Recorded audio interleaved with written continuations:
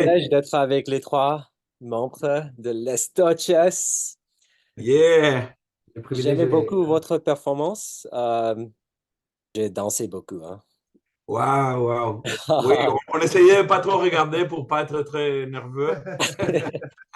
Mais oui, merci beaucoup. On a lu aussi des commentaires très stimulants. On est très content. On est très C'est content. quoi vos noms?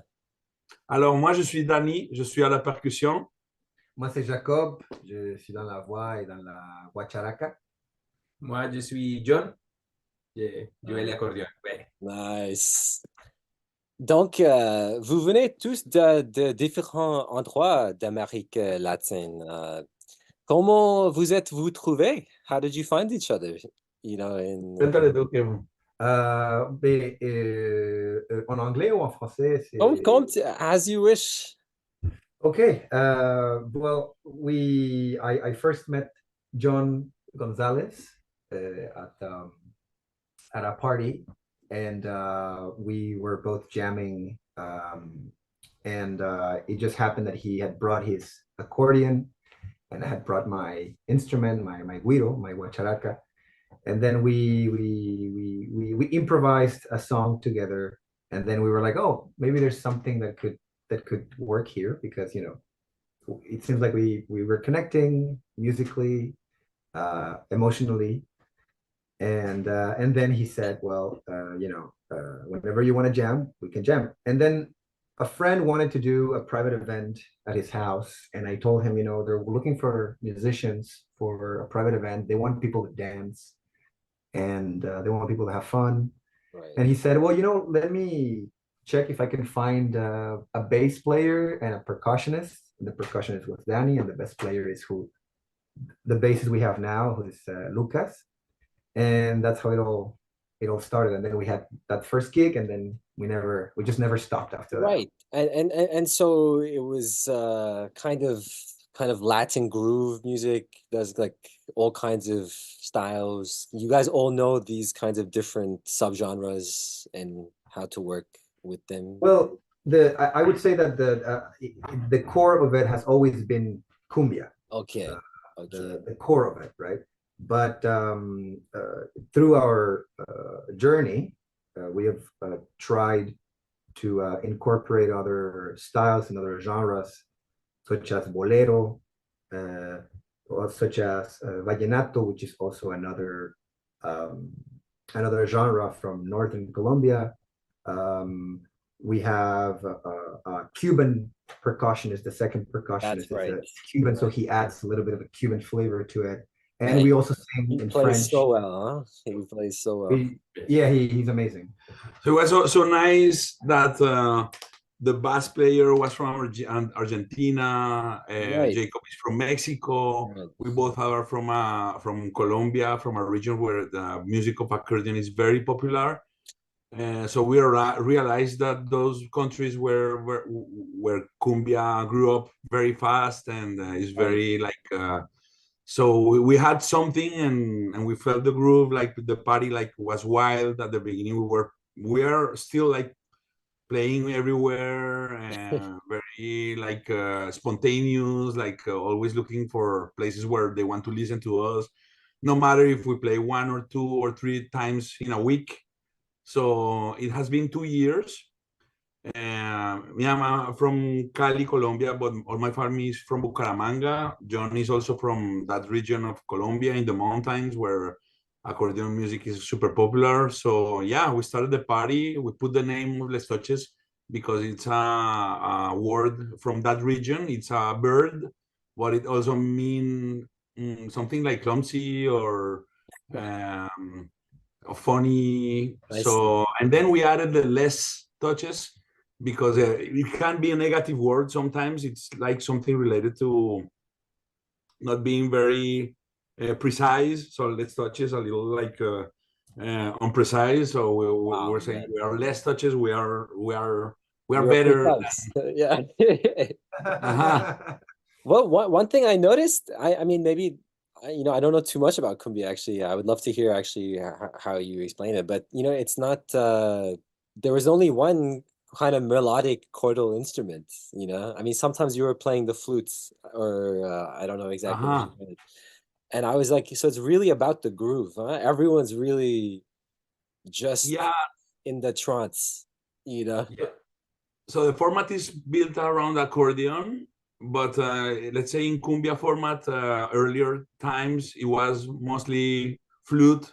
The indigenous root comes from there. Maybe you can explain something about the accordion format, because you take all the melody, and that's a big part of.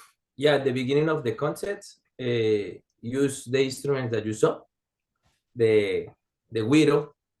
Beginning, they use the maraca, the tantan that you saw, the tambora, and there is always like a melodic instrument leading. In one region is the flute that he used, the long one, and in another region is a small flute. And yeah, that's how that's the essence of the style.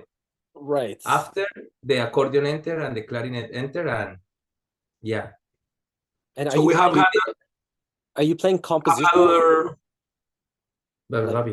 I just wanted to say we have played with many other instruments. Sometimes the band gets bigger, and we had many formats with guitar. We were looking for the sound, and then at some point we realized the basic was strong. Wow.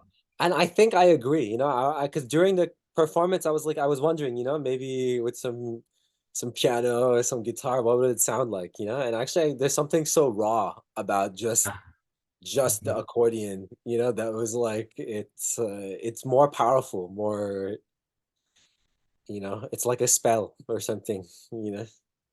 And that's how the masters, like they're like master of the 60s, the 50s. We have many like big influence, and many songs we play are covers, but very fast we started composing. So 60% of the repertoire you saw is written by Jacob. There is another song that I had a dream about and I wrote, so we always bring the thing, and we work as a collective. So there is not really a director, or it's very like it's very collaborative and very spontaneous, and until now it has been just pure magic. And this Syli is bringing more security, you know, like more like the feeling that we are doing something that people like. That's amazing. Vous êtes tous très chauds, hein? It was really amazing. And I mean, you guys really, I mean, one thing I admired is that you gave it your all that night, you know. And I was wondering, you know, are you gonna, is it the same thing you're gonna do for the final, just, or try and take it even higher? We always try to take it to the limit, because I think that one thing that we have always you know, that we've always mentioned is that, you know, when we play together, it's like we're playing amongst friends. It's not like some bands, for example, they're composed by professional musicians, and you can see that they're really good musicians, but sometimes they don't necessarily have this friendly relationship where they can just tell each other whatever crazy idea they might have. But with us, since we have built a very good relationship in the past years, I think that we know we are very prompt to listen to each other, to be open to new ideas, to suggestions. And that's something very beautiful, because we really enjoy playing with each other. Like we're there, we're like loving it.